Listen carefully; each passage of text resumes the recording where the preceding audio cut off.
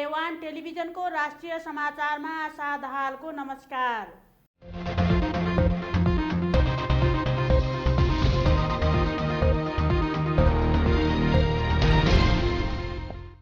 समाचार सुरु गरौँ यस प्रसारणका मुख्य हाइलाइट्सहरूबाट।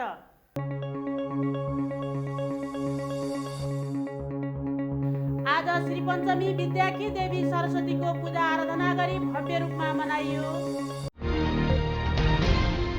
नेपालमा कोरोना महामारी नियन्त्रणका लागि आवश्यक भौतिक प्राविधिक तथा जनशक्ति जुटाउने र स्वास्थ्य संरचना निर्माणको काममा उल्लेखनीय प्रगति भएको सरकारको दावी। नागरिकले गरेको विश्वासलाई कायमै राख्न चुनावको घोषणा गरेको प्रधानमन्त्री केपी शर्मा ओलीको भनाई।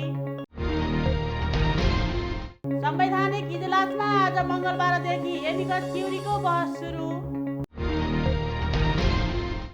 प्रतिनिधि सभा विघटन गर्ने प्रधानमन्त्री केपी ओलीको कदमलाई असंवैधानिक भन्दै संयुक्त वक्तव्य जारी गरेका पूर्व प्रधान न्यायाधीशहरूद्वारा आफूहरूले संविधानको बाटो मात्र देखाउने काम गरेको दावी।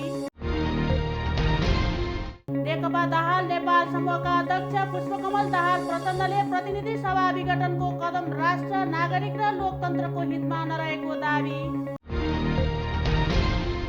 र वीरगञ्जबाट भारतमा डिजल चोरी निकासी गर्न खोज्ने 3 जना ट्याङ्कर सहित पक्राउ।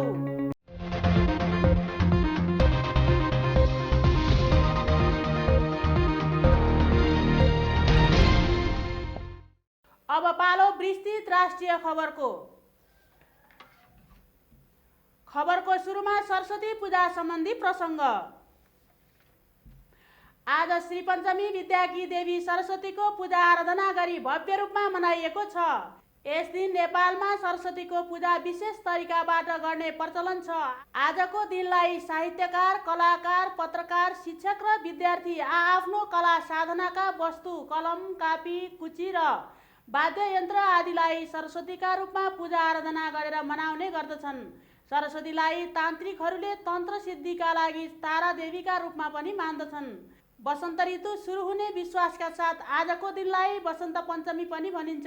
यसै दिनदेखि नयाँ विद्यार्थीहरूले सरस्वतीको पूजा गर्दै विद्यारम्भ गरेमा सर्वसिद्ध प्राप्त हुन्छ भन्ने विश्वास छ।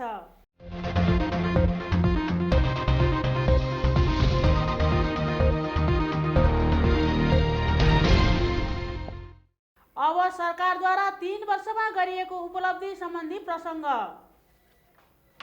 सरकारले 3 वर्षमा गरेको उपलब्धि सार्वजनिक गर्ने कार्यक्रममा प्रधानमन्त्री केपी शर्मा ओलीले प्रस्तुत गर्नुभएको प्रगति विवरण अनुसार अस्पताल र स्वास्थ्य चौकीमा 38.4%ले शय्या वृद्धि भएको छ। यसअघि अस्पताल र स्वास्थ्य चौकीमा 6,490 शय्या रहेकोमा 2,492 थप गरी 8,982 पुगेको छ। यस वर्ष मात्रै 309वटा पालिकामा आधारभूत अस्पताल निर्माणको लागि शिलान्यास गरिएको छ। यस्तै सघन उपचार कक्ष, आइसियुका 400 र भेन्टिलेटर सहितको उच्च निर्भरतामा 2,000 शय्या थप भएका छन्। यस्तै पिसिआर परीक्षण गर्न सकिने 83वटा प्रयोगशाला पनि स्थापना भएका छन्।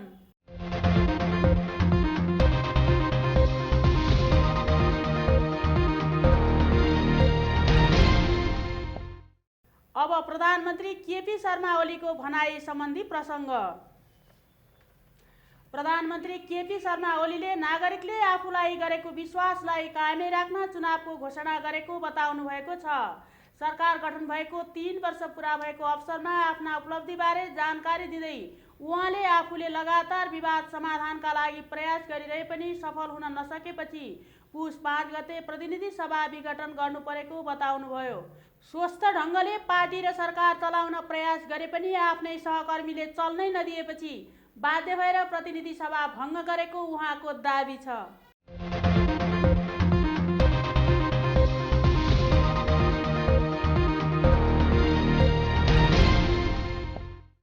अब संवैधानिक इजलासमा आजदेखि एमिकस क्युरीको बहस सुरु सम्बन्धी प्रसङ्ग।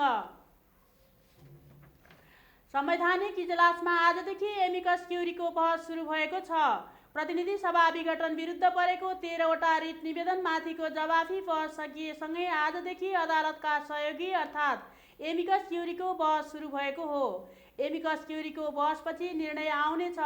एमिकस क्युरीमा वरिष्ठ अधिवक्ता बद्रीबहादुर कार्की, सतीश कृष्ण खरेल, विजयकान्त मैनाली, पूर्णमान साके र गीता पाठक रहनु भएको छ।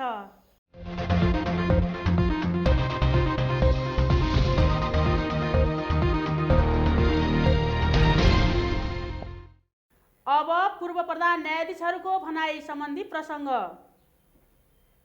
प्रतिनिधि सभा विघटन गर्ने प्रधानमन्त्री केपी ओलीको कदमलाई असंवैधानिक भन्दै संयुक्त वक्तव्य जारी गरेका पूर्व प्रधान न्यायाधीशहरूले आफूहरूले संविधानको बाटो मात्रै देखाउने काम गरेको बताएका छन्। संविधान सार्वजनिक लिखत भएको र त्यसबारे जो कोहीले पनि छलफल र चर्चा गर्न पाउने भन्दै पूर्व न्यायाधीशहरूले आफूहरूले अदालत वा न्यायालयको अवहेलना गर्ने काम नगरेको बताएका हुन्। सोमबार सर्वोच्च अदालत पुगेर आफूहरू विरुद्ध लागेको अवहेलनाको मुद्दाको म्याद बुझ्दै उनीहरूले आफूहरूले न्यायालयको अवहेलना गर्ने काम नगरेको जिकिरसहित लिखित जवाफ पनि पेश गरेका छन्।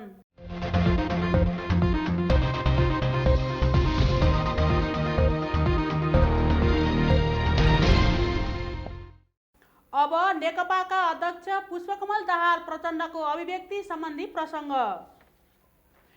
नेपाल कम्युनिस्ट पार्टी नेकपाको दाहाल नेपाल समूहका अध्यक्ष पुष्पकमल दाहाल प्रचण्डले प्रतिनिधि सभा विघटनको कदम राष्ट्र, नागरिक र लोकतन्त्रको हितमा नरहेको बताउनु भएको छ।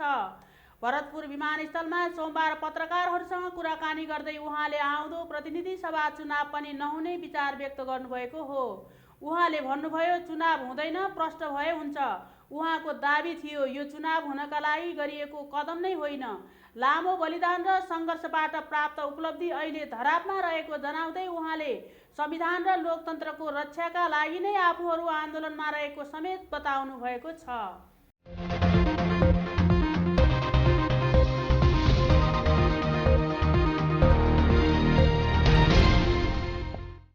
र खबरको अन्त्यमा अवैध कारोबार सम्बन्धी प्रसङ्ग।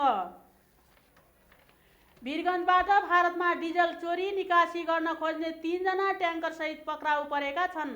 ना 7 ख 15-11 नम्बरको ट्याङ्करबाट 1300 लिटर डिजल भारततर्फ अवैध निकासी गर्न लागेको अवस्थामा वीरगञ्जको आइसिपी मूल गेट नजिकबाट मकवानपुरका रामकृष्ण उप्रेती, अशोक पाखरिन र पर्साका शम्भु महतोलाई प्रहरीले पक्राउ गरेको हो। उनीहरूले भारततर्फ तेल चोरी गर्नका लागि वीरगञ्जको श्वेता आयल ट्रेडर्सको ट्याङ्कर प्रयोग गरेका थिए।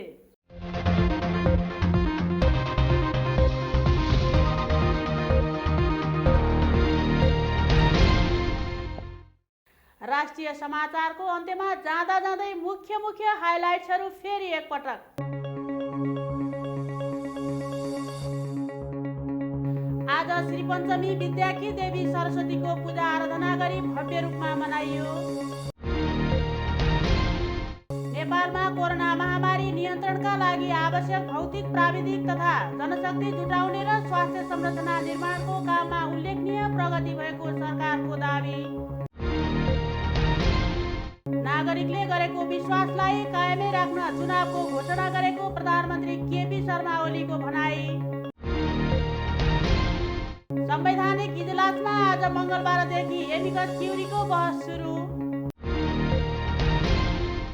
प्रतिनिधि सभा विघटन गर्ने प्रधानमन्त्री केपी ओलीको कदमलाई असंवैधानिक भन्दै संयुक्त वक्तव्य जारी गरेका पूर्व प्रधान न्यायाधीशहरूद्वारा आफूहरूले संविधानको बाटो मात्र देखाउने काम गरेको दाबी। नेकपा दाहाल नेपाल समूहका अध्यक्ष पुष्पकमल दाहाल प्रचण्डले प्रतिनिधि सभा विघटनको कदम राष्ट्र, नागरिक र लोकतन्त्रको हितमा नरहेको दाबी।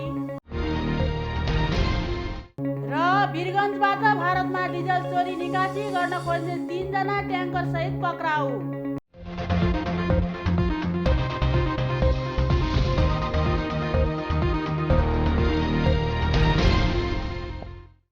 हवस् त, यतिन्जेलसम्म तपाईँ हेर्दै हुनुहुन्थ्यो एवान टेलिभिजनबाट प्रसारण भइरहेको राष्ट्रिय समाचार।